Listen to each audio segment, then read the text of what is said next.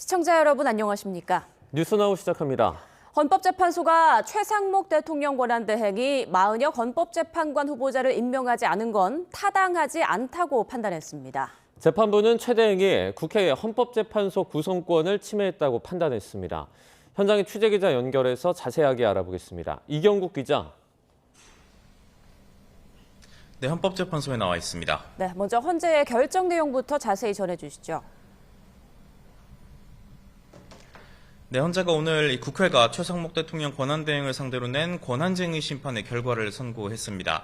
헌재는 최 대행이 국회가 뽑은 마은혁 헌법재판관 후보자를 임명하지 않은 것은 국회의 헌법재판소 구성권을 침해한 거라면서 마 후보자 불임명에 대한 우원식 의장, 그러니까 국회의 권한쟁의 심판 청구를 전원일치로 인용했습니다. 재판부는 국회의 재판관 선출권은 독자적인 것으로 대통령이 국회가 뽑은 사람에 대해서 임명을 임의로 거부하거나 선별해서 임명할 수는 없다고 판단했습니다. 이어서 대통령의 재판관 임명권은 권한인 동시에 헌재가 기능을 수행하도록 할 헌법상의 의무라고도 강조했습니다. 앞서 최상목 대행은 여야의 합의가 확인되지 않았다면서 이 마은혁 후보자를 임명하지 않았었는데요. 재판부는 정당이 추천하는 특정 후보자에 대해서 다른 정당이 합의한 경우에만 선출하는 관행이 있었다고 보기는 어렵다고도 판단을 했습니다. 다만 헌재는 마 후보자에게 재판관 지위를 부여해달라는 취지의 국회 측의 청구에 대해서는 심판 대상이 될 수 없다면서 각하했습니다. 이제 헌재가 구인 체제를 갖출 가능성이 커진 것 같은데 윤 대통령 탄핵 심판에는 어떤 영향을 미칠까요? 네, 일단 최상목 대행 측은 이 헌재 선고 이후 헌재의 판단을 존중하겠다는 기존 입장을 되풀이하는 모습이었습니다. 최 대행 측은 이 같은 입장을 밝히면서 이 헌재의 결정문을 잘 살펴보겠다고도 덧붙였는데요. 다만 이 마은혁 후보자 임명 여부나 시기에 대해서는 구체적인 입장을 밝힐 수 없다고도 설명을 했습니다. 만약 최 대행이 헌재 결정에 따라서 마은혁 후보자를 재판관으로 임명할 경우 헌재는 완전한 구인 체제를 갖추게 됩니다. 이 경우에 기존 재판부는 새로 임명된 마은혁 재판관이 윤 대통령 탄핵 심판 선고에 참여할지를 결정해야 합니다. 만약 참여가 결정된다면 이 그간의 변론 내용 숙지를 위한 갱신 절차를 밟아야 하는데 이 절차에 상당한 기간이 걸릴 수 있다는 관측이 나오고 있습니다. 다만 한 번이라도 변론에 참여를 했어야 선고에 관여할 수 있다는 분석도 있어서 마은혁 후보자가 임명이 되더라도 기존 재판관 8인이 윤 대통령 탄핵 심판에 결론을 내릴 가능성도 있습니다. 네, 이어서 윤 대통령 탄핵 심판 관련 내용도 살펴보죠. 오늘도 재판관들의 평의가 이어진다고요? 네, 변론을 마친 재판부 다음 달 중순으로 예상되는 이 선고 전까지 휴일을 제외하고 매일 평의를 진행한다는 방침입니다. 그런 만큼 오늘도 철저한 보안 속에서 재판관 평의가 이어지고 있을 것으로 보입니다. 이런 가운데 변론은 끝났지만 국회와 윤 대통령 양측이 재판부에 추가 자료를 제출하면서 공방을 이어갈 것으로 보입니다. 실제 국회 측은 어제 재판부에 이 정치인 체포 등 윤 대통령의 위법한 지시가 있었다는 주장을 뒷받침하는 군 지휘관들의 진술 조서를 참고 자료로 제출했습니다. 윤 대통령 측도 대리인단 의견을 정리해서 추가로 자료를 낼지 검토한다는 계획입니다. 앞서 박근혜 전 대통령 탄핵 심판 당시에도 양측이 변론 종결 이후 막바지까지 재판부를 설득하기 위한 치열한 자료 제출 공방을 벌인 바가 있습니다. 오늘 헌재는 감사원이 중앙선거관리위원회를 직무감찰한 것이 위헌이다라는 판단도 내놓았다고요? 맞습니다. 앞서 선관위는 감사원이 최근까지 선관위를 상대로 벌인 인력관리 실태 직무감찰이 선관위 권한을 침해했는지 살펴달라면서 권한쟁의 심판을 청구했습니다. 헌재는 전원일치 의견으로 감사원의 직무감찰이 선관위의 독립적 업무 수행 권한을 침해했다고 판단했습니다. 재판부는 감사원의 감찰 권한은 행정부 내부에 대한 통제 장치라면서 독립된 헌법기관인 선관위는 그 대상에 포함되지 않는다고 설명했습니다. 이어서 직무감찰을 허용한다면 선거관리의 공정성에 대한 국민의 신뢰가 훼손될 위험이 있다고도 덧붙였습니다. 지금까지 헌법재판소에서 전해드렸습니다. 헌정사 최초로 대통령의 최후 진술이 이뤄졌던 탄핵심판 마지막 변론에서는 유례없는 장면들이 등장했습니다. 윤 대통령은 1시간이 넘는 연설을 하며 목이 타는 듯 두 차례 물을 마시기도 했고 국회 측 정청래 위원장은 연설 도중에 울음을 삼켰습니다. 차정윤 기자입니다. 윤 대통령 탄핵 심판에서 양측 대리인단은 유명 구절을 인용하며 각각 2시간 동안 최종 변론을 펼쳤습니다. 국회 측 장순욱 변호사는 자신이 좋아하는 노래라며 가사를 읊었고, 제가 좋아하는 노래 가사에 이런 구절이 있습니다. 세상 풍경 중에서 제일 아름다운 풍경, 모든 것들이 제자리로 돌아가는 풍경. 헌법재판관 출신 김희수 변호사는 논어 속 공자의 말을 소개하며 윤 대통령을 비판했습니다. 그 혼란의 시대에서 공자가 통찰한 정치의 근본은 백성의 믿음이 없으면 나라는 설 수 없다는 것이었습니다. 윤 대통령 측 첫 번째 발언 주자로 나선 김계리 변호사는 비상계엄을 통해 자신이 계몽됐다고 주장했습니다. 제가 임신과 출산과 육아를 하느라 몰랐던 민주당이 저지른 폐악을 일당 독재의 파쇼 행위를 확인하고 이 사건에 뛰어들게 되었습니다. 저는 계몽되었습니다. 윤 대통령의 멘토로 불리는 검찰총장 출신 정상명 변호사로 처음으로 탄핵 심판에 나왔는데 대통령의 인간적인 면을 봐달라고 호소했습니다. 인간 윤석열은 너무나도 인간적인 사람이었고 사람 냄새가 났습니다. 감히 말씀드립니다, 재판관님들. 절대로 불통하는 사람이 아닙니다. 국회 측의 최종 의견 진술 도중에는 심판정에 애국가가 울려 퍼졌습니다. 정청래 위원장은 과거 민주화 운동 시절을 회상하며 울음을 삼키기도 했습니다. 수건으로 눈을 가린 채 속옷 차림으로 4시간 동안 주먹질, 발길질로 헌정사 최초 현직 대통령으로 최종 변론에 나선 윤 대통령은 70분 연설 도중 목이 타는 듯 2차례 잔에 담긴 물을 마셨습니다. 이처럼 거대 야당은 선동 탄핵, 방탄 탄핵, 이적 탄핵으로 대한민국을 무너뜨리고 있습니다. 매회 변론마다 유례없는 장면을 남겼던 윤 대통령 탄핵 심판은 장장 8시간에 걸친 최종 변론을 끝으로 종결됐고 이제 헌재의 결정만 남겨두게 됐습니다. YTN 차정윤입니다. 윤석열 대통령 탄핵 심판이 이제 선고만을 남겨둔 가운데 계엄 사태 핵심으로 꼽히는 군경 관계자들의 공판 준비 절차도 오늘 잇따라 열리고 있습니다. 조만간 정식 공판 단계로 접어들 전망인데요. 피고인 5명은 일제히 혐의를 부인하고 있습니다. 취재기자 연결해서 자세한 내용 알아보겠습니다. 송재인 기자. 네, 서울중앙지법입니다. 네, 피고인 대부분 오늘이 2번째 준비 절차인 거죠? 네, 맞습니다. 먼저 노상원 전 정보사령관의 2차 공판 준비 기일이 오전 11시부터 10여 분 동안 진행이 됐습니다. 노 전 사령관 측은 앞서 내란죄가 성립할 수 없다면서 공소 사실을 부인한 가운데 오늘 쟁점 정리를 마친 재판부는 다음 달 17일 정식 공판을 시작하기로 했습니다. 오후에는 조지호 경찰청장과 김봉식 전 서울청장, 김용군 전 대령의 2번째 재판 준비 절차가 이어서 열리는데요. 내란 중요 임무 종사 혐의를 부인하고 있는 건 이들도 마찬가지입니다. 앞서 준비기일에서는 비상계엄을 지원하기는커녕 오히려 실질적으론 항명해서 계엄이 성공하는 걸 막아냈다는 주장도 나왔습니다. 앞서 검찰이 이들 사건 재판의 증인이 500명이 넘을 걸로 예상된다고 밝혔던 만큼 내란 재판 준비 절차가 조만간 모두 마무리되고 정식 공판 단계로 넘어가도 장기간에 걸친 공방이 예상됩니다. 네, 이번 사건으로 가장 먼저 기소됐던 김용현 전 국방부 장관의 준비기일도 예정돼 있죠. 네, 맞습니다. 다른 4명과 달리 김 전 장관은 오늘이 3번째 공판 준비 기일입니다. 가장 늦은 오후 4시로 예정돼 있는데요. 김 전 장관은 출석할 의무는 없지만 지난 1, 2차 준비 기일 때처럼 오늘도 준비 절차에 참여할 가능성이 있습니다. 앞서 김 전 장관 측은 2차 준비 기일에서 검사 상상력의 급이 낮다며 혐의를 전면 부인했습니다. 나아가 구속 취소까지 요구했지만 법원은 지난 20일 이를 기각했습니다. 김 전 장관의 경우 앞서 재판부가 오늘이 마지막 준비 기일이 될 거라고 명시적으로 밝힌 만큼 다음 기일부터 정식 공판이 시작될 것으로 보입니다. 이 사건들의 병합 여부도 가닥이 좀 나왔습니까?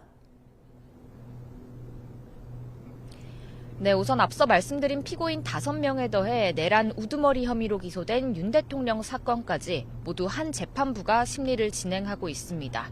아에서 말씀하신 대로 병합 여부가 관심이었는데 오전에 노 전 사령관 재판에서 재판부가 언급을 했습니다.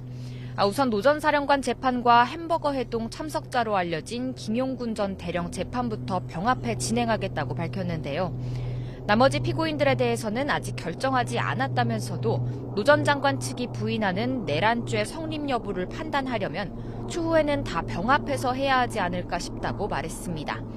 오후에 진행되는 다른 공범들의 재판에서 추가로 병합과 관련한 가닥이 잡힐지 주목됩니다. 지금까지 서울중앙지법에서 YTN 송재인입니다. 윤 대통령 탄핵 심판이 최종 결론만 남겨두고 조기 대선 가능성마저 거론되면서 여야 공방은 갈수록 치열해지고 있습니다. 오늘은 민주당 이재명 대표의 사법 리스크, 그리고 조금 전 마은혁 헌법재판관 후보자의 미임명이 위헌이라는 헌재 판결이 최대 쟁점이 되고 있습니다. 이번에는 국회 연결합니다. 황보혜경 기자. 네, 국회입니다. 네, 먼저 오늘 아침 국민의힘 회의에서 나온 발언들부터 전해주시죠. 네, 국민의힘은 이재명 대표의 공직선거법 위반 항소심 결심에서 검찰이 징역 2년을 내려달라고 재판부에 요청한 걸 두고 압박 수위를 높이고 있습니다. 권성동 원내대표는 아침 회의에서 함께 해외 출장을 간 고 김문기 전 성남도시개발공사 처장을 몰랐다고 말한 이 대표를 겨냥해 고시반에서 같이 공부했던 자신도 모르는 사람이라고 하라고 쏘아붙였습니다. 그러면서 이 대표의 정치 노선은 죄클릭이라며 8개 사건에서 재판받고 있는 상황을 꼬집었습니다. 권 원내대표의 발언 들어보시겠습니다.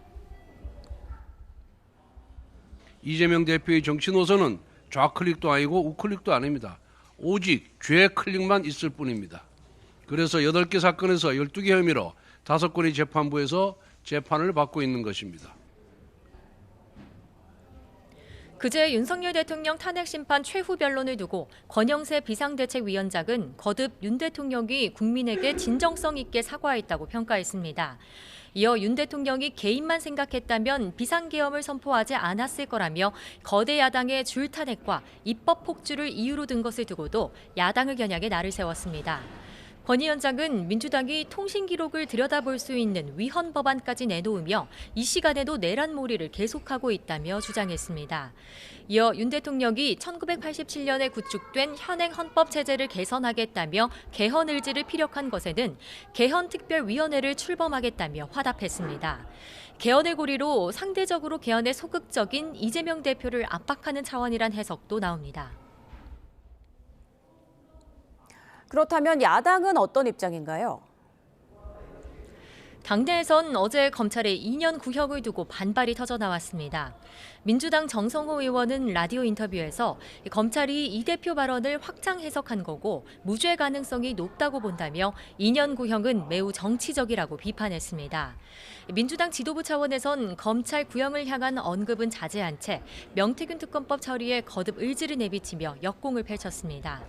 박찬대 원내대표는 아침 회의에서 민주당을 비롯한 5개 야당과 명태균 특검법 처리를 목표로 하고 있다고 말했습니다. 그러면서 윤 대통령이 명태균과 관련한 자신의 범죄를 덮으려고 계엄을 일으켰다는 사실이 뚜렷해진다면서 파면이 곧 나라 정상화의 길이라고 강조했습니다. 들어보시겠습니다. 내란 속의 윤석열 파면은 민생 회복과 경제 회생의 길입니다. 헌법과 법률과 상식에 따라 윤석열 파면은 피할 길이 없습니다. 이어 국민의힘 지도부를 향해 그동안의 언행을 즉시 사과하고 헌법재판소 결정에 무조건 승복하겠다는 뜻을 확실히 하라고 촉구했습니다. 이런 가운데 민주당 서영교 의원을 중심으로 하는 명태균 진상조사단은 오늘 아침 경찰청을 항의 방문해 윤 대통령 부부의 거짓말이 만천하에 드러났다고 주장하며 철저한 수사를 촉구했습니다. 마은혁 헌법재판관 후보자 미임명이 위헌이라는 헌재 판결에는 여야 반응 어떻습니까? 네, 최상목 대통령 권한대행이 마은혁 헌법재판관 후보자를 임명하지 않은 건 국회 권한을 침해한 위법한 행위라는 헌재 결론을 두고 여야 반응은 극명하게 엇갈리고 있습니다. 국민의힘 권영세 비대위원장은 헌재 결정에 대단히 유감이라면서 헌재가 각하해야 한다고 확신하고 있었다고 말했습니다. 이어 마 후보자는 여야 합의에 따른 추천이 아닌 민주당 단독으로 추천됐다면서 최 대행이 마 후보자를 임명하면 안 된다고 거듭 주장했습니다. 민주당 조승래 수석 대변인은 논평에서 너무도 당연하고 헌법에 충실한 결정이라면서 헌법재판소의 현명한 판단에 경의를 표한다고 밝혔습니다. 이어 이번 헌재 결정은 국회 결정을 멋대로 무시한 최 대행에 대한 경종이라고 비판하며 최 대행은 마 후보자를 즉시 임명하라고 촉구했습니다. 헌재가 사실상 민주당의 손을 들어주면서 윤 대통령 탄핵 심판 사건 선고 결과에 변수로 작용할지 주목됩니다. 지금까지 국회에서 YTN 황보혜경입니다. 공천 개입 의혹 수사를 넘겨받은 서울중앙지방검찰청이 오늘 창원에서 의혹의 핵심 인물인 명태균 씨를 출장 조사하고 있습니다. 윤 대통령 부부 공천 개입 의혹을 조사할 것으로 보이는데요. 취재기자 연결해서 자세한 내용 알아보겠습니다. 이명준 기자, 서울중앙지검이 명태균 씨를 조사하는 건 오늘이 처음이라고요? 네, 윤석열 대통령 부부 공천 개입 의혹 등을 수사하는 검찰이 오늘 오전 10시부터 청원 구치소에 수감돼 있는 명 씨를 창원지검으로 불러 조사하고 있습니다. 검찰이 사건 행위 장소가 주로 서울인점 등을 고려해 공천 개입 의혹 등 사건의 본류를 서울중앙지방검찰청으로 이송한 뒤로 명 씨를 조사하는 건 이번이 처음인데요. 검찰은 명 씨가 윤 대통령 부부에게 여론조사를 무상으로 제공하는 대가로 지난 2022년 재보궐선거에서 김영선 전 의원의 공천을 받아냈다는 의혹 등을 수사하고 있습니다. 또 오세훈 서울시장 측에게 미공표 여론조사를 제공하는 대가로 오 시장의 후원자로 알려진 김한정 씨에게서 돈을 받아냈다는 의혹도 조사하고 있습니다. 오 시장 측은 제기된 의혹이 모두 사실이 아니라고 계속해서 반박하고 있는 가운데 검찰은 어제 김 씨의 자택 등 4곳을 압수수색하며 본격적인 수사에 착수했습니다. 검찰은 압수물 분석이 끝나는 대로 김 씨도 소환해 사실관계를 확인할 계획입니다. 이와 관련해 오 시장 측은 수사에 진척이 있어 다행이라면서도 검찰이 조속히 결과를 내놓아야 한다고 입장을 밝혔습니다. 이런 가운데 명 씨 측 변호인은 명 씨 입장은 한결같다며 검찰 조사를 믿을 수 없고 특검을 가자고 하는 것이라고 전했습니다. 검찰은 내일도 명 씨를 불러 조사할 계획입니다. 지금까지 경남취재본부에서 YTN 이명준입니다. 북한이 우크라이나와 전쟁 중인 러시아를 지원하기 위해 올해 들어 추가 병력을 파견한 동향이 포착됐습니다. 국가정보원은 북한군이 한 달가량 소강 국면이 지나고 이번 달 초쯤부터 쿠르스크 전선에 다시 투입이 됐다며 이같이 밝혔습니다. 다만 구체적인 추가 파병 규모는 계속 파악 중이라고 설명했습니다.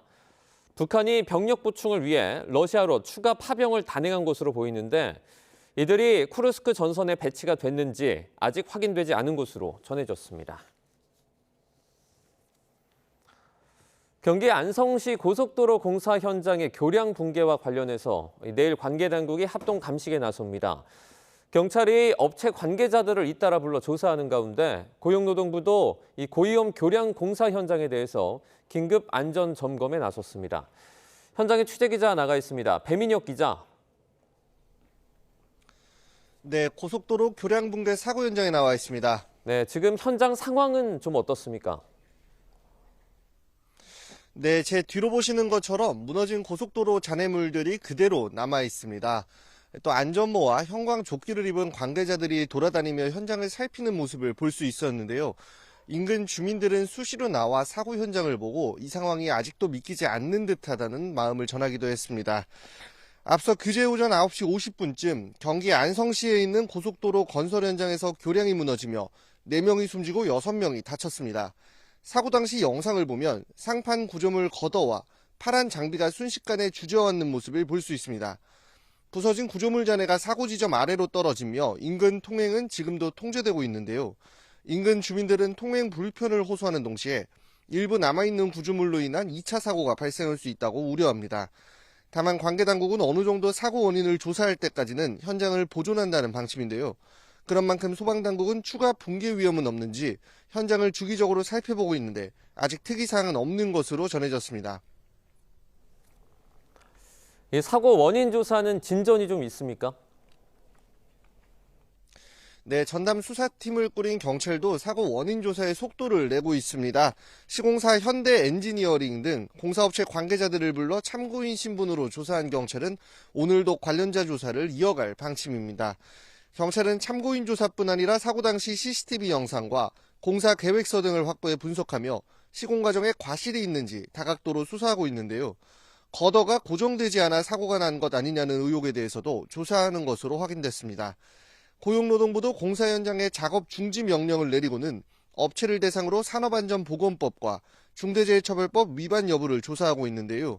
고용부는 또 사고 현장 시공사인 현대엔지니어링의 건설 현장과 고위험 교량공사 현장에 대해 내일부터 3주 동안 긴급 안전점검에 나선다고 밝혔습니다. 내일 오전 10시 반에는 경찰과 국가수, 산업안전공단 등 5개 기관이 참여한 가운데 사고 원인 규명을 위한 합동감식이 벌어질 예정입니다. 지금까지 고속도로 교량 붕괴 사고 현장 앞에서 YTN 배민혁입니다. 이번 경기 안성 고속도로 교량 붕괴 사고 뒤 인근 마을 주민들은 뜬 눈으로 밤을 지샜습니다. 교각에 얹혀있는 대형 장비가 떨어지는 등 2차 피해가 생기지는 않을까 불안을 호소하고 있습니다. 표정우 기자입니다.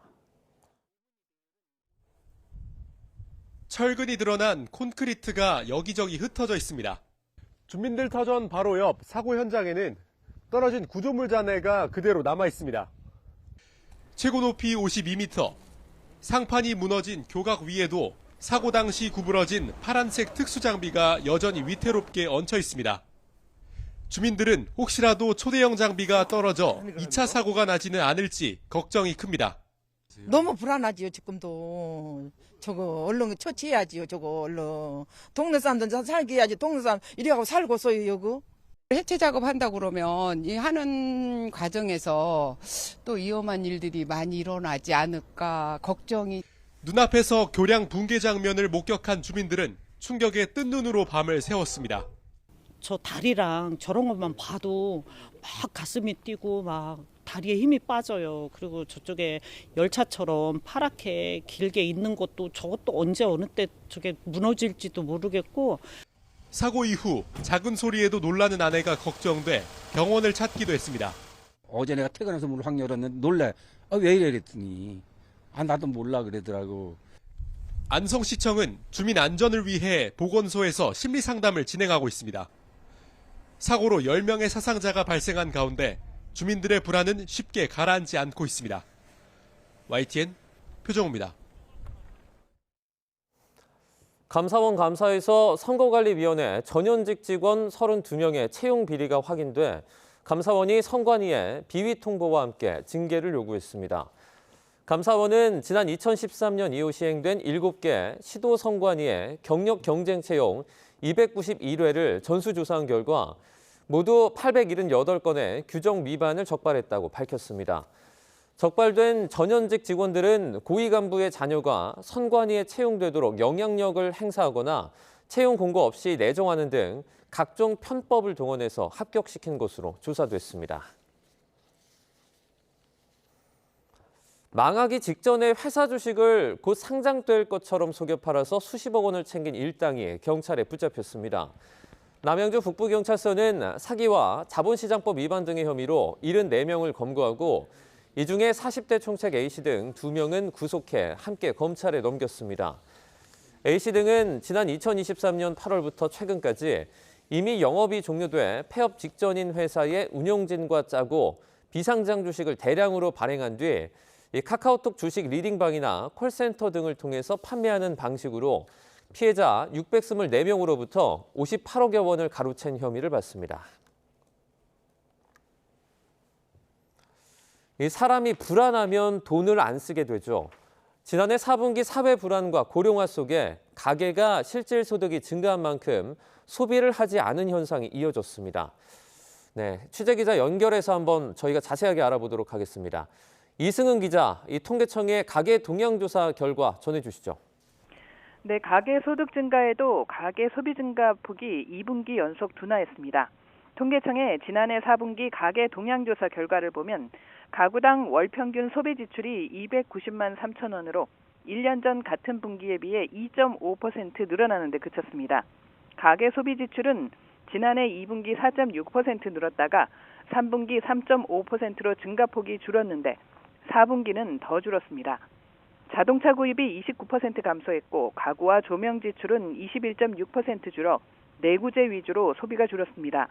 통계청은 사회적 불확실성이 일부 영향을 미치며 소비 심리가 더 위축된 것으로 분석했습니다.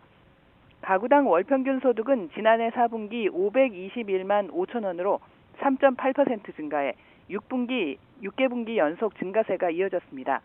근로소득은 324만 천 원으로 2.3%, 사업소득은 109만 천 원으로 5.5% 늘었고 이전소득은 70만 9천 원으로 5.6% 늘었습니다. 물가 상승률을 고려한 실질소득은 2.2% 늘었습니다. 소득 분위별로는 1분기 가구의 월평균 소득이 121만 3천 원으로 3%, 5분기 가구는 1,119만 9천 원으로 3.7% 증가했습니다. 분배 지표인 균등화 처분 가능 소득 5분기 비율은 5.28배로 0.02배 포인트 하락해 다소 개선됐습니다. 다만 공식적인 소득 분배 개선 여부는 가계금융복지조사를 통해 판단할 수 있습니다. 지난해 4분기 전국 가구 중 적자 가구 비율은 23.9%로 전분기보다 0.2%포인트 상승했는데 특히 하위 20%에 해당하는 1분위의 적자 가구 비율은 56.9%로 2.1%포인트 증가했습니다. 지금까지 YTN 이승은입니다.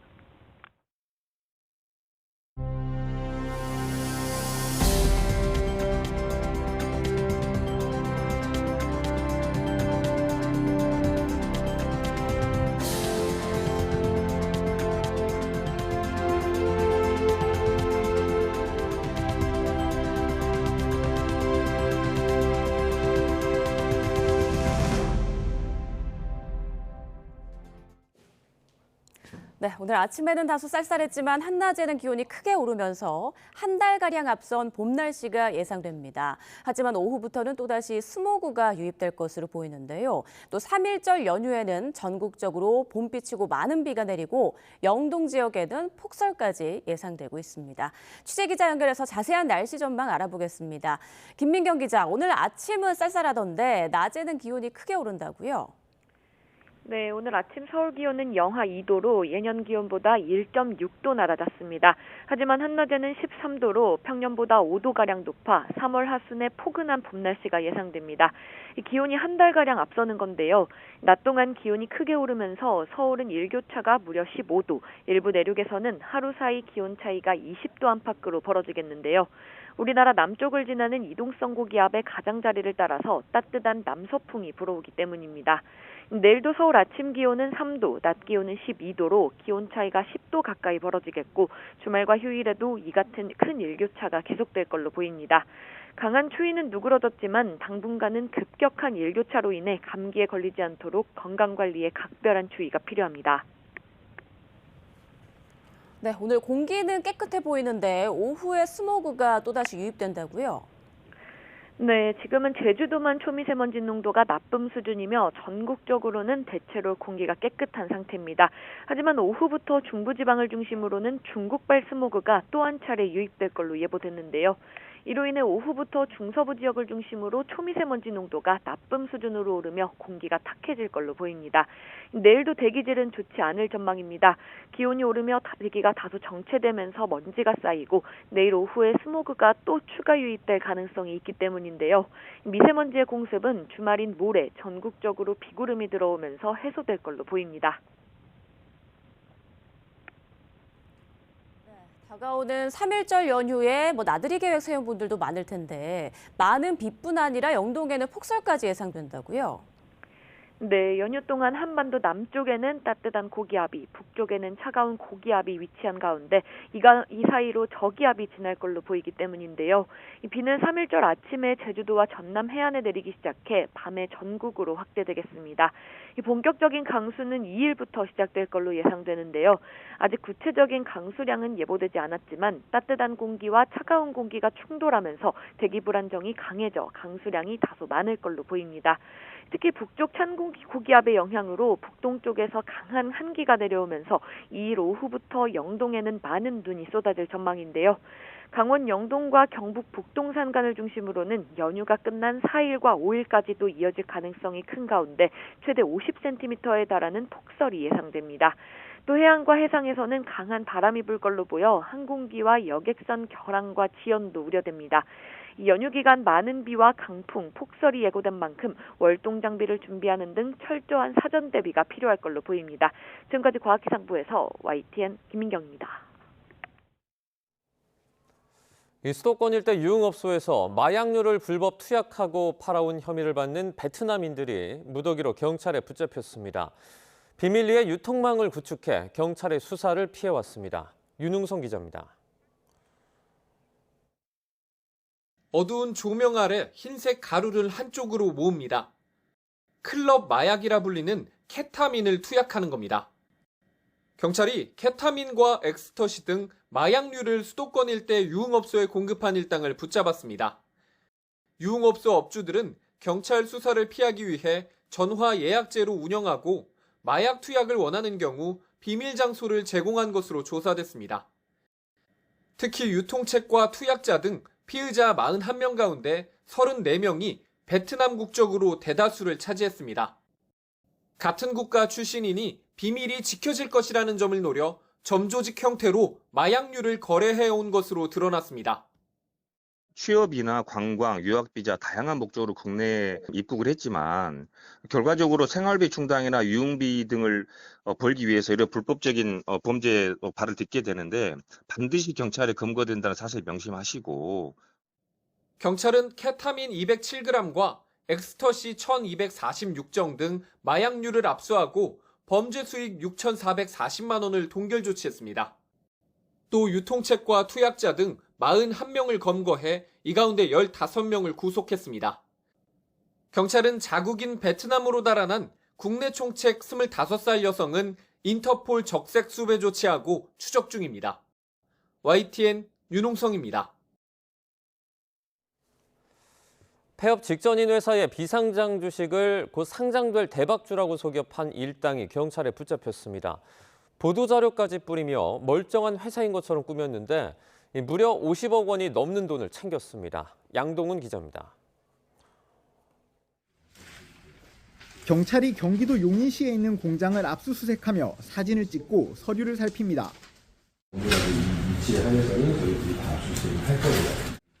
큰 빚을 진 데다 곧 영업 종료될 회사의 공장입니다. 그런데도 총책 A씨 등은 카카오톡 오픈 채팅 주식 리딩방이나 콜센터 등을 이용해 곧 상장될 대박주가 있다며 투자자들을 끌어모았습니다. 600여 명에게 58억 6천여만 원을 가로챘습니다. 희망금에 뭐 어떻게 했대는 등 상장이 더 빨라질 것 같다고 뭐 이러면서 이제 그 비상장 주식 사라고 했던 거였어요. 언론사 홍보기사까지 내가며 마치 미래가 유망한 회사인 것처럼 꾸몄습니다. 코스닥 상장사 공시까지 악용하는 등 범행 계획과 준비가 매우 정교하고 치밀했으며 경찰은 총책 40대 A씨 등 2명을 구속하고 공범 72명도 검거해 모두 검찰에 넘겼습니다. 또 범죄 수익금 34억여 원을 기소 전 추징 보전하고 90억 원어치 비상장 주식은 판매를 차단했습니다. 함께 검거된 회사 운영진은 A씨 등이 투자를 해주겠다는 말에 속아 주식을 발행해줬을 뿐이라며 범행을 부인한 것으로 전해졌습니다. YTN 양동훈입니다. 오늘 새벽 0시 40분쯤 전남 완도군 완도읍에 있는 4층짜리 숙박업소 2층에서 불이 나 40여 분 만에 꺼졌습니다. 이 불로 투숙객 16명이 대피했고 이들 가운데 4명은 연기를 들이마셔 현장에서 응급조치를 받았습니다. 소방당국은 실외기에서 불이 시작했을 가능성이 있다고 보고 정확한 화재 원인을 조사하고 있습니다. 어제 오후 4시 반쯤 충북 진천군 덕산면의 야산에서 불이 나 임야 등 1헥타르 면적이 탔습니다. 산림당국은 진화일기 넉 대와 장비 10대, 인력 95명을 투입해 2시간여 만에 불길을 잡았습니다. 소방과 산림당국은 정확한 화재 원인을 조사하고 있습니다. 지난 연말에 개통한 GTX A 노선 운정 중앙에서 서울역 구간 이용객이 220만 명에 달하는 것으로 집계됐습니다. 국토교통부가 밝힌 평일 기준 하루 평균 이용객 수는 41,755명으로 예측 대비 83.4% 수준, 휴일 기준으로는 36,815명으로 예측 대비 94.3%에 달했습니다. GTX-A 수서에서 동탄 구간 이용객도 개통 11개월 만에 15,708명을 기록하며 개통 초기 하루 평균보다 2배 이상 증가했습니다. 다음 달 1일부터는 GTX-A 운정 중앙에서 서울역 구간에 열차가 추가로 투입돼 열차 운행 간격도 단축이 되고 GTX 연신내역도 개선이 됩니다. 북한이 코로나19 유행으로 지난 2020년 1월 국경을 봉쇄한 이후 처음으로 서양 관광객들을 받았습니다. 이들은 지난 20일부터 닷새 동안 라선 경제특구를 둘러봤는데요. 관광객들이 본 북한 라선의 모습, 신웅진 기자가 전해드립니다. 관광객들이 중국 국경을 통과해 북한 동북부 라선으로 넘어갑니다. 본격적인 관광에 앞서 라선 남산 호텔에서 북한 가이드의 설명도 주의 깊게 들어봅니다. 한국과 미국 국적이 아닌 서양인 13명이 라선 시내와 주변 자연을 관광하는 모습이 공개됐습니다. Since January of 2020, the country has been closed to all international tourists, and we're glad to have finally found an opening in the Rason area in the far north of North Korea. 지난해 소수의 러시아 관광객들이 북한을 방문하긴 했지만 북러 정상회담에 따른 예외적인 경우였고 본격적 개방은 이번이 처음인 셈입니다. 고려 투어와 영 파이오니어 투어 등 서방 여행사들이 기획한 이번 코스는 지난 20일부터 4박 5일간 진행된 645유로, 우리 돈 97만 원 정도 하는 상품입니다. 라선은 중국과 러시아 접경인 경제특구로 90년대부터 개방된 곳인데 육로로만 들어갈 수 있고 수도 평양 접근도 허용되지 않습니다. Good for the North Koreans who've had no contact with any foreign visitors for a long time to finally get the limited chance that they have to interact with visitors and to see that we're human too, and for us to see the same of them. 고려 투어는 앞으로 몇 달간 라선 관광객을 모집할 계획이며 북한은 올 6월 원산 부근 해변에 리조트도 오픈할 예정입니다. 하지만 출렁이는 국제 정세 때문에 언제든 사업이 중단될 수 있는 상황. 지난 24일 시작될 예정이었던 중국 여행사의 3박 4일 라선 관광 상품은 명확한 설명 없이 출발 당일에 취소됐습니다. YTN 신웅진입니다.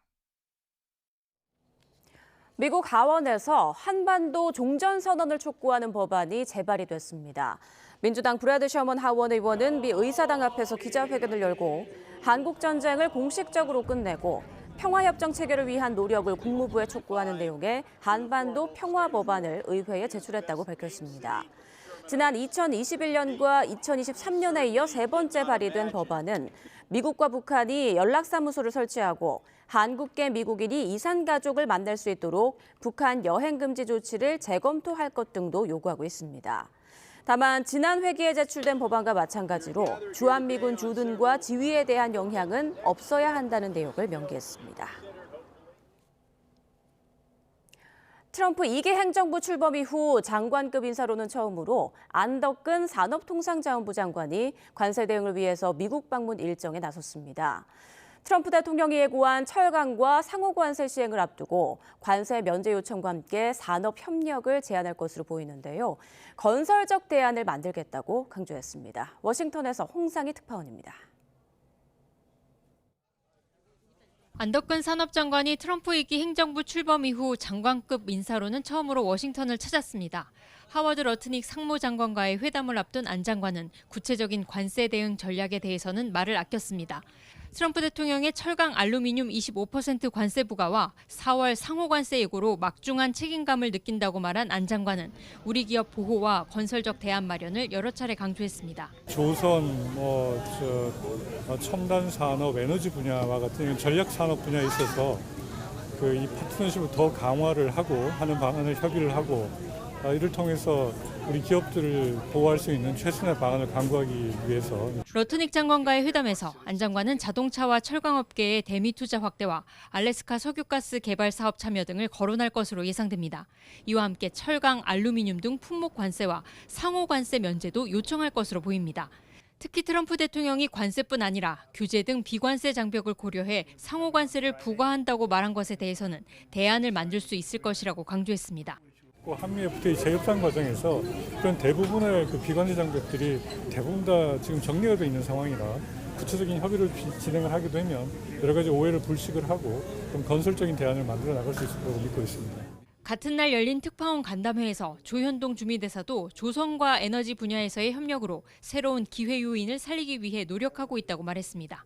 최근 NSC 내에 해양 전략과 정책을 담당하는 조직이 신설되었고 또 이달 초에 미 의회에서도 해군 함정과 해양 경비대 선박에 대해서 예외적으로 동맹국 조선소에서 건조를 허용하는 그런 법안도 일단 발의가 되었습니다.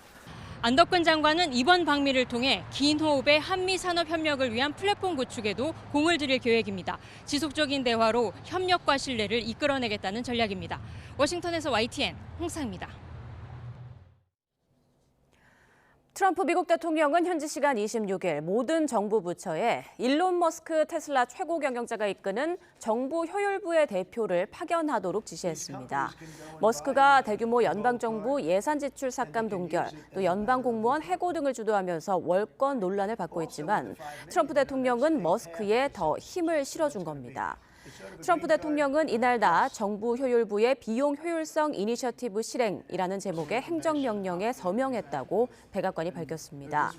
행정명령은 정부 효율부를 대표를 전 정부기관에 파견하도록 하고 있으며 이들 대표는 각 부처 지도부와 협력해 정부 지출이 투명한지 여부를 점검하는 임무를 맡게 됩니다.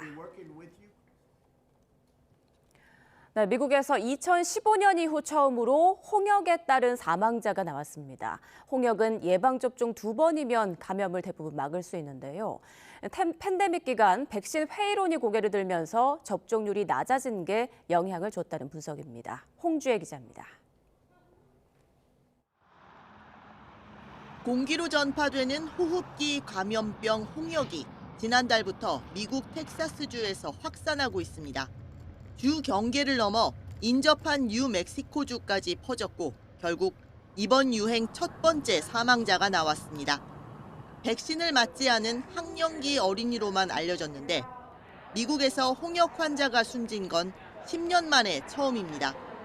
이런 가운데 케네디 주니어 보건복지부 장관은 홍역에 따른 사망자가 한 명 더 있다고 공개했습니다.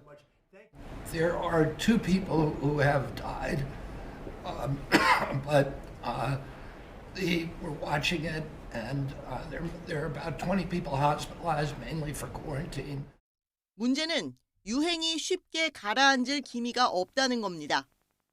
I'm hearing from colleagues on the ground there that there may be many more cases that still haven't yet been confirmed. 5살 이하 영유아에게 특히 치명적인 홍역은 예방접종 2번이면 감염을 막을 수 있습니다. 하지만 미국에선 코로나19 팬데믹 기간 백신에 대한 신뢰가 떨어지면서 접종률이 낮아진 게 이번 유행에 영향을 준 것으로 보입니다. 게다가 보건복지부 수장인 케네디 주니어부터 백신 음모론자인 만큼 홍역은 물론 감염병 대처 전반에 구멍이 뚫릴 수 있다는 우려도 커지고 있습니다. YTN 홍주혜입니다.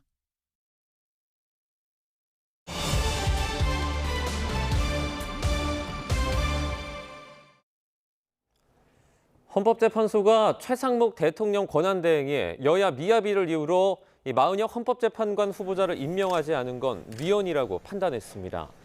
헌재는 우원식 국회의장이 낸 최대행을 상대로 낸 권한쟁의 심판 선고에서 마 후보자 미임명으로 국회의 헌재 구성원이 침해됐다는 부분을 재판관 8명 전원 일치 의견으로 인용했습니다. 재판부는 국회가 갖는 헌법재판관 3명 선출권은 헌재 구성에 관한 독자적이고 실질적인 것으로 대통령은 국회가 선출한 사람에 대해 임의로 거부하거나 선별 임명할 수 없다고 판단했습니다. 또 대통령은 국회가 재판관으로 선출한 사람이 헌법과 헌법재판소법에서 정한 자격 요건을 갖추고 선출 과정에 법적인 하자가 없는 한 재판관으로 임명할 헌법상의 의무를 부담한다고 설명했습니다. 윤석열 대통령 탄핵 심판 변론 절차를 마무리한 헌재는 곧바로 평의에 착수했습니다. 헌법재판관들은 다음 달 중순으로 전망이 되는 선고 전까지 매일같이 평의를 열고 비상계엄 사건의 쟁점을 토론할 계획입니다. 송지인 기자가 취재했습니다.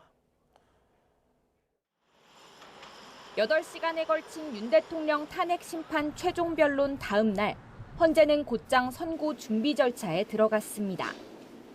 이제까지 변론을 지켜본 헌법재판관 8명이 평의를 열고 본격적인 쟁점 정리에 돌입한 겁니다. 헌재 관계자는 앞으로 휴일을 제외하고 매일 비공개 평의가 열릴 거라고 밝혔습니다. 평의가 열리는 회의실에는 도감청 방지 장치가 설치되고 재판관 외에는 출입도 금지하며 철저한 보안 속에 토론이 오갈 예정입니다. 전례대로 주심을 맡은 정형식 재판관이 먼저 이번 사건의 쟁점을 요약해 의견을 내면 최근에 임명된 재판관부터 마지막 문형배 헌재소장 권한대행까지 차례로 의견을 발표합니다. 이 의견을 가르는 핵심은 결국 12.3 비상계엄 과정의 위헌성이 있는지와 있다면 그 정도가 대통령을 파면할 정도로 중대한지 여부입니다. 내란 우두머리 피의자 윤석열을 파면해야 될 필요하고도 충분한 조건은 이미 성숙되었습니다. 무력으로 국민을 억압하는 계엄이 아니라 계엄의 형식을 빌린 대국민 호소입니다. 사건의 중요성을 고려하면 재판관 평의에 올라가는 연구보고서에는 인용과 기각 결정의 근거들이 모두 담길 것으로 보입니다. 이후에는 최종 결론을 짓는 판결을 하고 결정문을 작성하게 됩니다. 선고 일정은 2, 3일 전에야 공지되는데 전례에 비춰보면 다음 달 중순이 유력합니다. 지난해 탄핵 소추를 시작으로 70여일에 걸친 탄핵 심판 대장정 끝에 앞으로 2주가량은 오로지 헌재의 시간입니다. YTN 송재인입니다. 법원이 이른바 햄버거집 회동 등으로 비상계엄을 사전 모의했다는 혐의 등으로 기소된 노상원 전 국군 정보사령관과 김영군 전 대령 사건을 병합 심리하겠다고 밝혔습니다.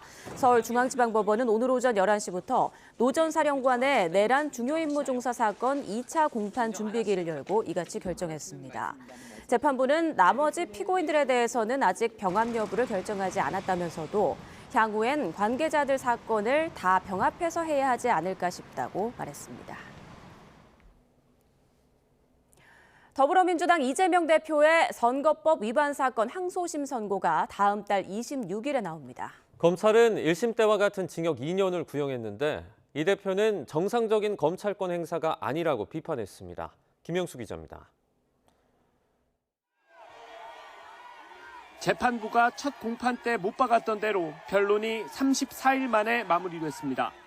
민주당 이재명 대표의 선거법 위반 사건 항소심 5차 공판과 결심은 하루에 연달아 열렸습니다.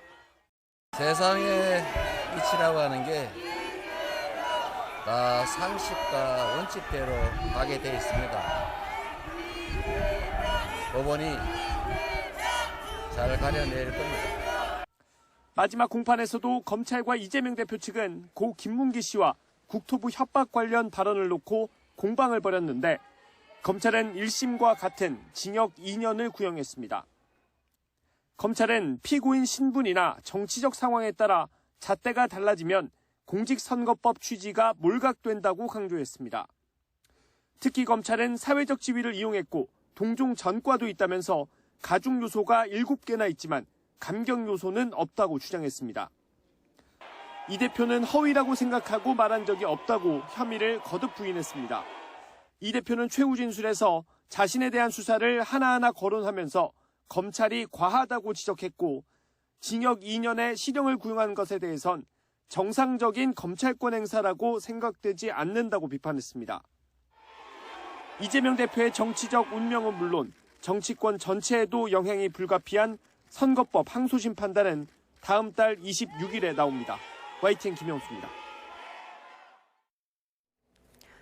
네, 앞서 말씀드린 대로 헌법재판소가 최상목 대통령 권한대행이 마은혁 헌법재판관 후보자를 임명하지 않은 건 헌법에 위배된다고 판결했습니다. 헌법재판소의 결정에 따라서 마 후보자가 헌법재판관으로 임명이 될 경우 윤 대통령 탄핵 심판에 변수가 될 거라는 전망이 나오고 있는데요. 이 관련 내용 양지민 변호사와 함께 얘기 나눠보겠습니다. 안녕하십니까? 안녕하세요. 네, 헌재 결정 어떤 근거로 이런 판단을 내린 걸까요? 일단 헌재가 판단하기로는 헌법에 부여된 이 국회의 헌법재판소 구성권을 침해했다라는 이유가 주요하게 작용을 했습니다. 그러니까 임명 자체는 대통령이 할 수 있는 권한인 것은 맞지만 국회 몫에 추천 몫이 배당되어 있다라는 것은 국회도 이 헌법재판소의 구성을 할 수 있는 그러한 구성권을 가지고 있는데 그러한 권한을 최상목 대행이 임명을 보류함으로써 침해한 것이다라고 확인을 했고요. 헌법에서 그리고 헌재법에서 정한 자격 요건을 갖추고 있고 임명 추천을 하는 데까지 어떠한 절차적인 하자가 없다라고 한다면 그러면 구체적으로 이 임명을 해야 되는 자기 의무를 대통령이 부담한다라고 해석을 했습니다. 그것은 아무리 대통령에게 임명할 수 있는 권한이 부여되어 있다라고 하더라도 이것을 본인이 임의로 판단해서 누구는 임명을 하고 임명을 하지 않고 이렇게 고를 수 있는 것이 아니라 적법하게 추천이 돼서 올라왔다면 그러면 임명을 해야 되는 자기 의무를 부담한다라고 해석을 한 것이고요. 그러한 주요한 이유로 이번 권한쟁의 심판에 대해서는 마은혁 재판관 후보자에 대해서 불임명한 것이 위헌이다라고 판단을 했습니다. 네, 이제 헌법재판소가 마 후보자를 임명하지 않은 건 위헌이다라고 결과를 냈는데 이 마 후보자에게 재판관 지위를 부여해달라 이런 요구는 각하를 했거든요. 맞습니다. 네. 그러니까 지금 권한쟁의 심판에서 이렇게 임명을 보류한 것에 대해서 위헌인지 판단을 해달라라는 한 줄기와 네. 그리고 나머지는 혹시나 최상목 대행이 이렇게 임명을 바로 하지 않을 부분을 고려를 해서 즉각적으로 임명을 하도록 해달라. 그리고 이렇게 임명하지 않은 부분에 대해서 지금 지위를 부여할 수 있게 해달라. 그러니까 최상목 대행이 임명하는 그 임명의 절차를 거치지 않는다고 하더라도 위헌으로 판단된다면 이것은 그냥 바로 마은혁 재판관이 헌법재판소의 재판관으로서 기능을 하게 해달라라는 이제 취지도 함께 청구를 했습니다. 그런데 말씀드린 이 두 가지에 대해서는 각하를 했습니다. 가장 주요한 이유는요. 권한쟁의 심판이라는 것은 국회라든지 아니면 다른 정부 기관이라든지 서로 권한의 침해가 있다라고 주장을 하고 그것에 대해서 헌법재판소가 권한의 침해가 있는지 여부만 판단하는 것입니다. 네. 그렇지 않고 누군가에게 임명을 하라라고 강제할 수 있는 권한이라든지 아니면 이러한 권한이 침해됐다라고 했다고 해서 마은혁 재판관 후보자에게 바로 재판관으로서의 지위를 부여할 수 있는 권한은 헌재가 가지고 있지 않다라고 판단을 해서요. 네. 이것은 권한쟁의 심판의 심판 대상에 해당하지 않고 그러한 대상에 해당하지 않는 대상 적격이 갖춰지지 못한다라고 한다면 그야말로 이제 바로 각하가 될 수 있는 것이거든요. 그렇기 때문에 위헌인 부분에 대해서는 판단을 했지만 나머지 청구 부분에 대해서는 각하를 했습니다. 네. 최상목 대행이 마 후보자를 임명할 것인가 이 부분도 관심이고요. 또 마은혁 후보자가 윤 대통령 탄핵 심판에 참여하게 되는가 이 부분도 관심이거든요. 좀 어떻게 가능성이 예상하세요? 일단 최상목 대행이 밝힌 그러한 입장은 헌재 재판관들의 그러니까 헌법재판소의 결정을 존중한다라는 입장을 밝혔습니다. 그럼에도 불구하고 결정문을 좀 검토를 해보겠다라고 이야기를 했거든요. 그러니까 본인이 계속해서 주장을 했던 권한쟁의 심판은 국회의 어떠한 의결이라든지 심의 절차를 거쳐서 이 국회의장이 하는 것이 맞는데 그런 절차적인 하자가 있다라고 계속해서 최 대행은 주장을 해왔어요. 그렇기 때문에 그런 부분에 대해서 이제 문제가 없다라고 헌재가 판단한 그런 부분이 과연 맞는 것인가 한번 들여다보겠다라는 취지로 읽히고요. 물론 이러한 헌재의 결정에 대해서 또다시 다툰다라든지 2심, 3심의 절차가 보장되어 있는 것은 아니기 때문에 딱히 불복할 수 있는 절차는 없습니다. 그럼에도 불구하고 본인에게 임명이 어떻게 강제가 된다라든지 그 즉시 임명을 해야 된다라든지 이러한 상황은 또 아닌 것이기 때문에 임명의 시기라든지 임명을 할지 말지는 본인이 어쨌든 고심 끝에 결정을 하겠다라는 입장인 것으로 보이고요.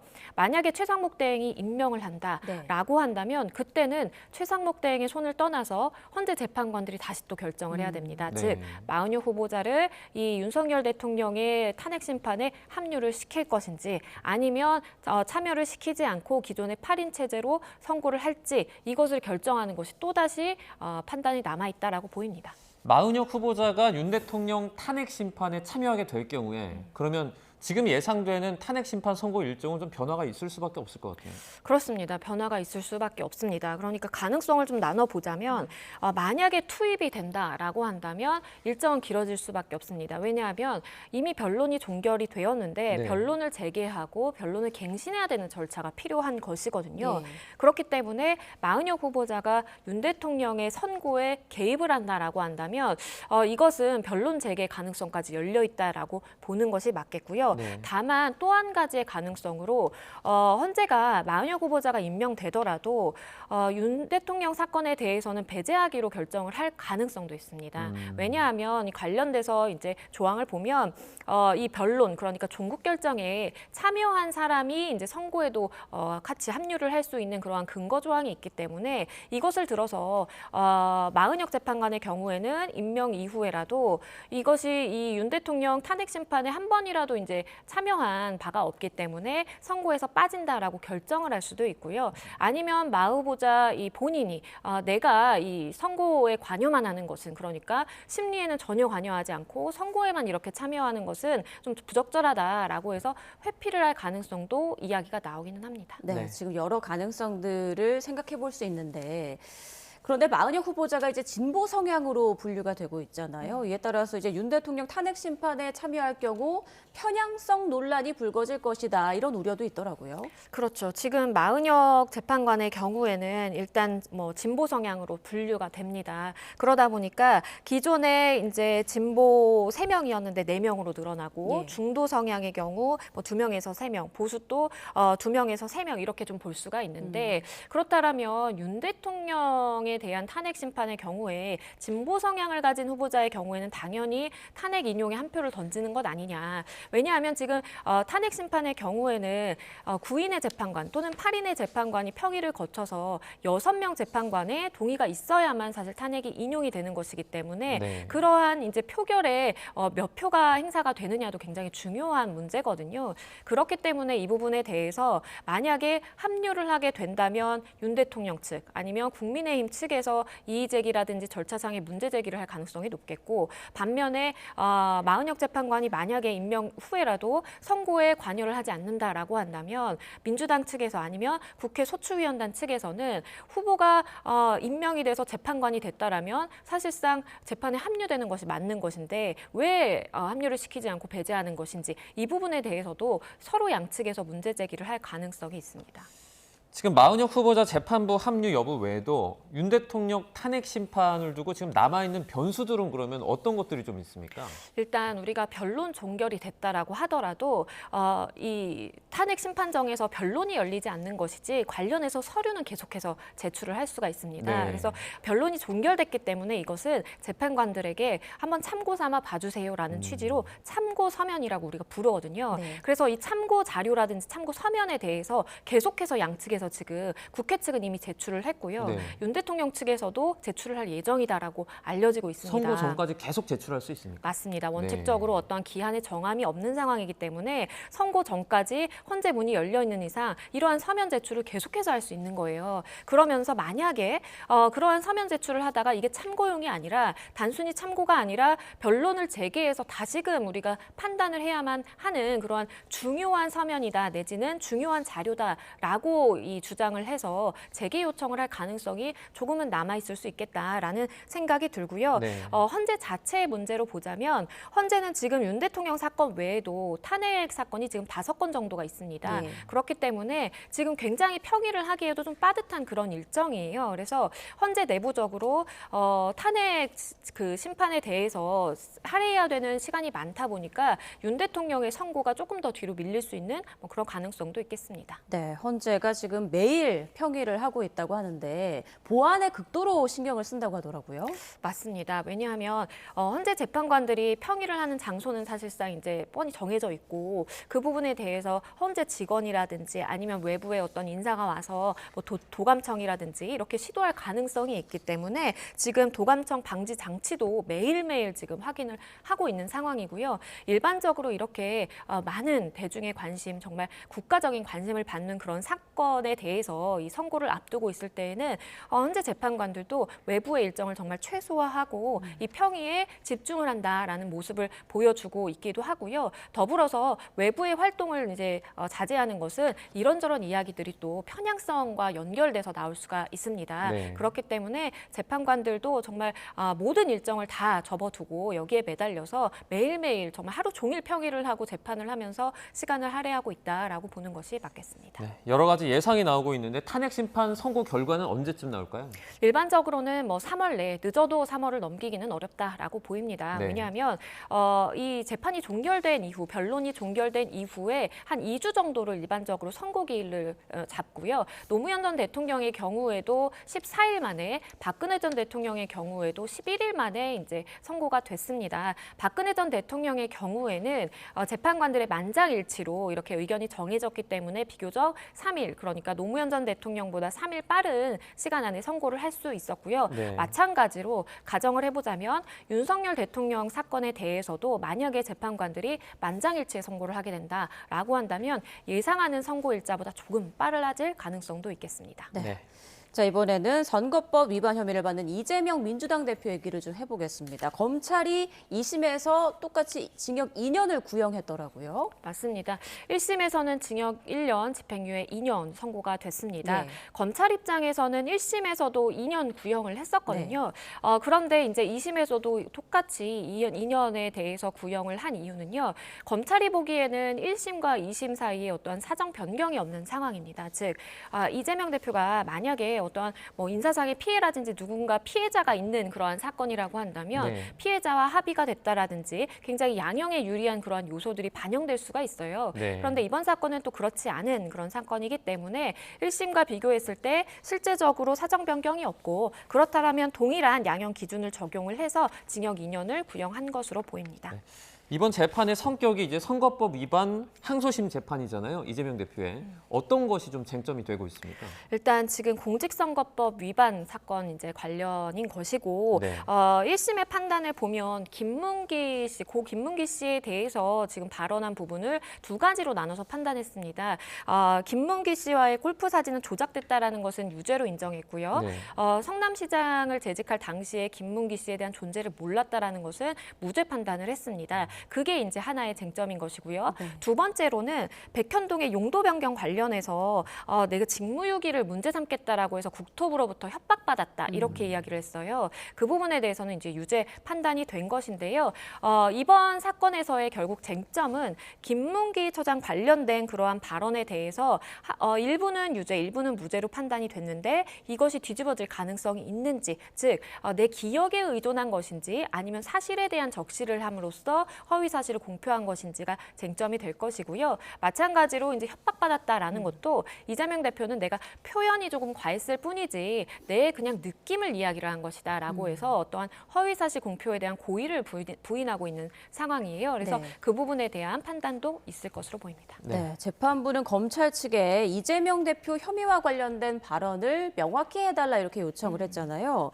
검찰은 이 발언을 구체적으로 분류해서 공소장을 변경했는데 이 부분도 어떤 변수가 될까요? 그만큼 재판부가 김문기 처장 관련된 발언에 대해서 유죄 무죄를 따짐에 있어서 굉장히 정교하게 들여다보고 있다라고 해석이 됩니다. 기존 1심에서는 앞서 설명드린 것처럼 발언을 이렇게 한 가지는 유죄, 한 가지는 무죄 이렇게 나눠서 봤다면 이 지금 재판부는 네 가지로 나눠서 특정을 해주기를 일단은 뭐 공소장 변경 요청을 했고 그런 부분에 대해서 검찰이 받아들여서 결국 공소장 변경을 한 것이거든요. 김문기 처장 사안과 관련돼서 발언을 4개로 나눴다라는 것은 그 4개의 전부가 뭐 유죄 아니면 전부 무죄라기보다는 그 발언 하나하나마다 취지를 따져서 결정을 하겠다라는 입장으로 보이고요.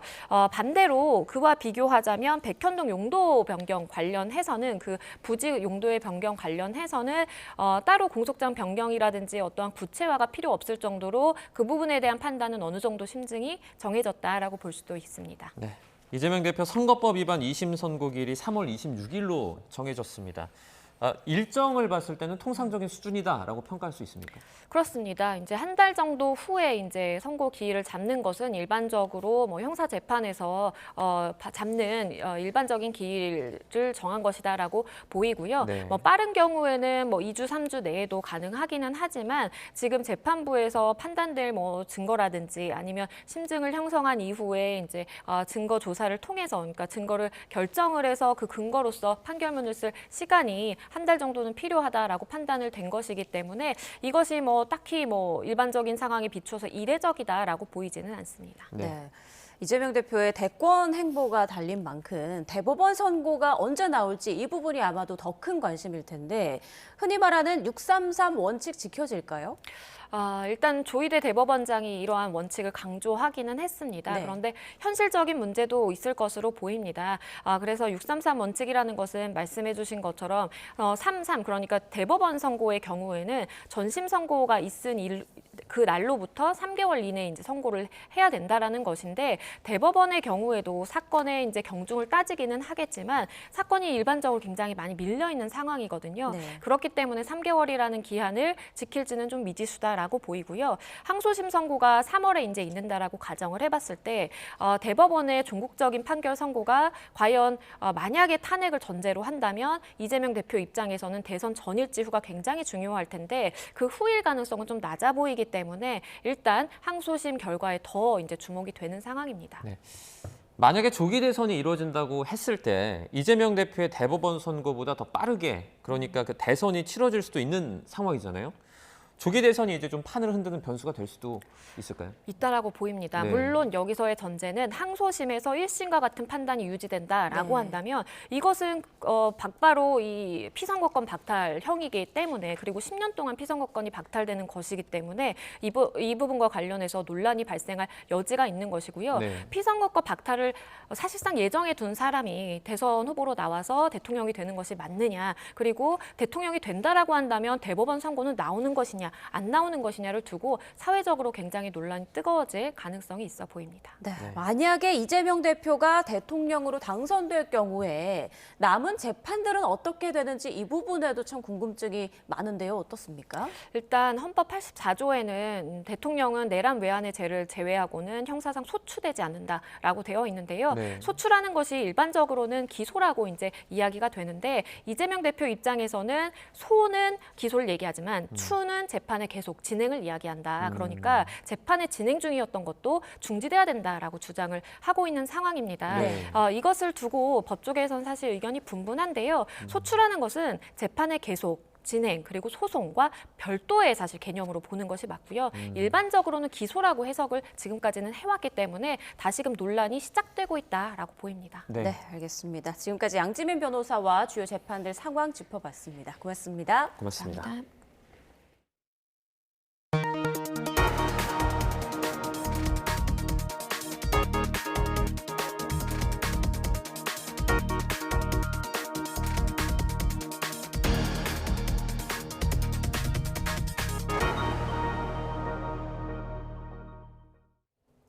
프로야구 한화 류현진이 일본 오키나와에서 실전 경기에 나서 본격적인 시즌 개막 준비에 돌입했습니다. KT를 상대로 2이닝 무실점. 올 시즌엔 지난해보다 컨디션도 좋고 기대도 높습니다. 일본 오키나와에서 이경재 기자입니다. 류현진은 1차 캠프인 호주 멜버른에서부터 빠르게 몸을 만들었습니다. 오키나와에 와서는 투구수를 늘리며 실전 준비에 돌입했습니다. KT와의 연습 경기. 선발로 등판한 류현진은 2회까지 삼진 2개를 포함해 무실점 호투를 펼쳤습니다. 1회와 2회 안타 1개씩을 내줬지만 내야 땅볼로 이닝을 끝냈습니다. 공 24개를 던져 속구와 체인지업, 커브를 점검했습니다. 스스로 만족스러운 피칭이었습니다. 잘 마친 것 같고요. 생각한 대로 일단 스피드보다는 제구랑 투구 밸런스를 중점으로 생각했는데 그게 잘 맞게 떨어진 것 같아서 만족할 만한 첫 경기였었던 것 같아요. FA로 엄상백구와 심우준을 영입한 한화는 올해엔 유력한 5강 후보로 꼽힙니다. 에이스로서 가을 야구에 대한 기대는 더 높을 수밖에 없습니다. 저뿐만 아니라 저희 팀 모든 선수들이 다 책임감이 생겼을 거라고 생각해요. 좋은 구장도 생겼고 선수들이 동기부여가 많이 됐을 거라고 생각해서 지금 컨디션 너무 좋다. 이 컨디션이 계속해서 이제 개막전까지 이어졌으면 좋겠다는 생각이 들고 있습니다. 지난해 복귀 첫해 10승과 3점대 방어율을 기록한 류현진. 국내 리그 적응을 끝낸 올해는 류현진 선수나 팬들 모두 더 높은 곳을 바라보고 있습니다. 그리고 그런 기대가 현실이 될 가능성이 높아 보입니다. 일본 오키나와에서 YTN 이경재입니다. 네, 오늘 낮 동안에는 마치 봄 날씨처럼 포근하겠습니다. 다만 일교차가 크게 나겠고 대기도 무척 건조하겠는데요. 현장 연결해서 자세한 날씨 알아봅니다. 윤수빈 캐스터. 네, 하늘공원에 나와 있습니다. 네, 오늘 날이 무척 포근하다고요? 네, 맑은 하늘 아래 햇살이 내리쬐면서 기온이 빠른 속도로 오르고 있습니다. 현재 서울 기온은 11.5도로 어제 같은 시각보다 5도가량이나 높은데요. 앞으로 기온은 13도까지 조금 더 올라서 3월 하순만큼이나 포근하겠습니다. 다만 그만큼 일교차도 15도 안팎까지 무척 크게 벌어지겠습니다. 급격한 기온 변화에 감기 걸리지 않도록 옷차림과 건강관리에 유의해 주시기 바랍니다. 오늘도 대체로 맑은 하늘이 드러나 있습니다. 다만 대기의 건조함은 여전한데요. 특히 동해안에는 건조경보가 내려진 가운데 바람도 강하게 불고 있습니다. 산불 등 대형 화재 사고에 유의하시기 바랍니다. 현재 제주도를 제외하고는 대부분 양호한 대기질을 보이고 있습니다. 하지만 늦은 오후부터 중국발 스모그가 추가로 유입되겠고 서울 등 수도권 지역의 공기가 점차 탁해지겠습니다. 오늘 낮 동안에는 평년 기온을 3에서 6도가량 웃돌겠습니다. 서울 한낮 기온 13도, 광주 14도, 대구는 16도까지 오르겠습니다. 오늘 늦은 오후 제주도를 시작으로 밤사이에는 충청 이남 곳곳에 비가 조금 내리겠고요. 다만 3일절 연휴 동안에는 전국 곳곳에 비나 눈이 내릴 전망입니다. 낮 동안 기온이 크게 오르면서 강이나 호수 등의 얼음이 갑자기 깨질 수 있습니다. 안전사고에도 각별히 유의해 주시기 바랍니다. 지금까지 YTN 윤수빈입니다. 사찰의 옛 모습을 알 수 있는 중요한 자료인 달성 유가사 영산회 괴불도가 보물이 됐습니다. 국가유산청은 한때 도난의 아픔을 겪기도 했던 유가사 영산회 괴불도가 국가지정문화유산 보물로 지정됐다고 밝혔습니다. 괴불도란 야외에서 큰 법회나 의식을 열 때 법당 앞뜰에 걸어놓은 대형 불화입니다.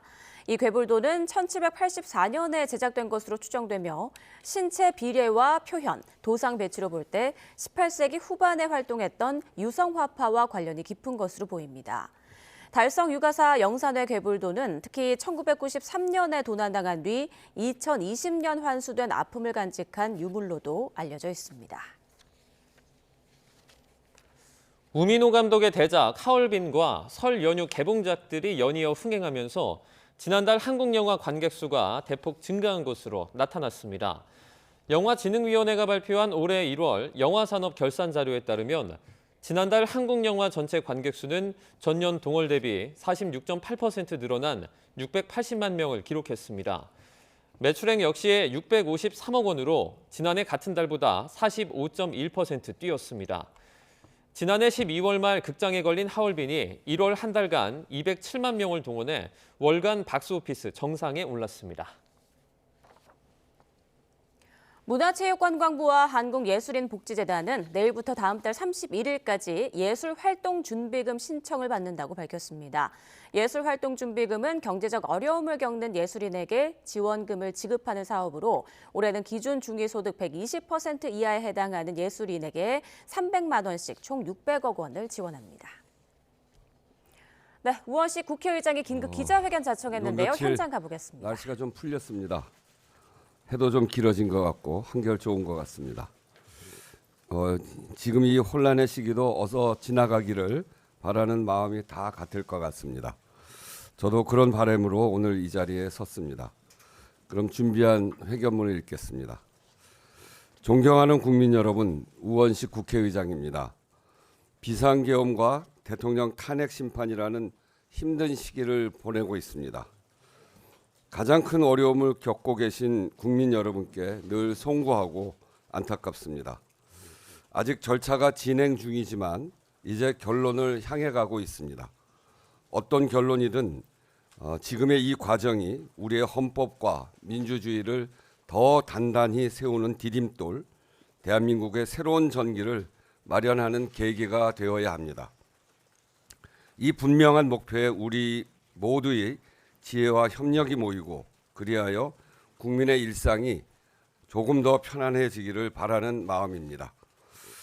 헌법재판소가 마은혁 헌법재판관 임명에 관해 최종 판단을 했습니다. 이틀 전에는 대통령 탄핵 심판에 대한 변론이 종결되었습니다. 두 개의 사건이지만 국가 공권력의 헌법 준수를 위한 재판, 즉 헌법의 실현을 위한 재판이라는 사실은 같습니다. 먼저 오늘 헌재 판결로 국회가 선출한 헌법재판관을 대통령 권한대행이 임명하지 않는 것은 국회 권한을 침해하는 것이라는 사실이 확인되었습니다. 대통령 권한대행은 임명 절차를 조속히 진행하여 헌법재판소 구인 체제의 복원을 매듭짓기를 요청합니다. 대통령 탄핵 심판은 최종 선거를 앞두고 있습니다. 그동안 국회는 탄핵 소추의 청구인으로서 충실하게 변론에 임해왔습니다. 국회의 변론은 헌법 수호라는 국회의 사명을 실천하는 과정이었으며 국민 주권과 민주주의를 실현하기 위한 노력이었습니다. 이제 국회는 겸허한 자세로 헌법재판소의 최종 판단을 기다리고자 합니다. 존경하는 국민 여러분, 지난 12월 이후 우리 사회는 극심한 혼란을 겪고 있습니다. 견해차에서 오는 대립과 갈등이 민주주의가 허용하는 수준을 넘어 헌법과 사법체계를 부정하고 폭력을 수반하는 상황에 이르렀습니다. 이러한 일들이 용인되고 반복된다면 국가 존립과 공동체 유지의 최소 기반마저 무너질 수 있다는 위기감도 함께 커가고 있습니다. 탄핵 심판은 이념이나 정치적 승패의 문제가 아닙니다. 헌법재판소가 판시했듯이 탄핵 제도는 누구도 법 위에 있지 않다는 법의 지배 원리를 구현하고 헌법을 수호하기 위한 제도입니다. 이 사실이 매우 중요합니다. 이러한 헌법 제도에 대한 국민적 신뢰와 지지가 더 이상의 혼란과 위험으로부터 민주공화국을 지키고 국민의 일상을 보호하는 힘이기 때문에 그렇습니다. 치유와 회복의 과정도 바로 여기서 시작될 것입니다. 우리 국민이 헌법과 민주주의를 지탱하고 있는 한 대한민국은 반드시 오늘의 위기와 상처를 극복하고 더 확고한 민주주의 국가로 나아갈 것입니다. 전 세계가 우리를 지켜보고 있습니다. 대한민국은 민주적이고 평화적인 방식으로 헌정 질서를 회복할 역량이 있습니다. 식민, 분단, 전쟁, 독재, 그리고 외환 위기를 극복하고 대한민국을 선진국으로 만든 우리 국민이 있기 때문입니다. 정치적 견해의 자유를 존중하지만 폭력은 배제하고 상대방을 비판할 권리를 존중하지만 혐오를 반대하는 성숙한 민주주의로 한 걸음 더 나아가야 합니다. 위기에 처한 세계 민주주의에도 희망이 될 수 있을 것입니다. 모두의 자부심이 될 그 길에 정치와 국회의 소명이 있다고 믿습니다. 헌법재판소 이야기가 나와서 이 기회에 한 가지 더 말씀드리겠습니다. 국회는 지난 연말 국무총리 한덕수에 대한 탄핵 소추안을 의결한 바가 있습니다. 이 안건의 의결 종족수에 관한 권한쟁의 심판이 진행 중에 있습니다.